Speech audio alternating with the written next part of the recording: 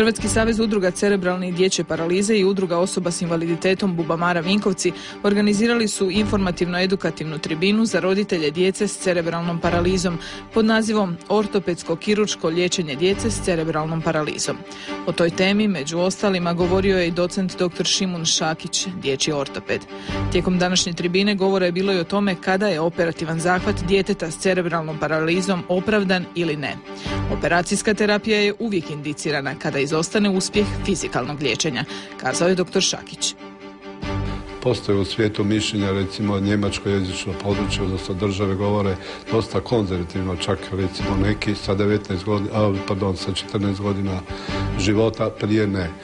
Englesko-jezičko područje, Britanija i drugi, pa Amerikanci također u svijetu govore između 3 i 5 godina.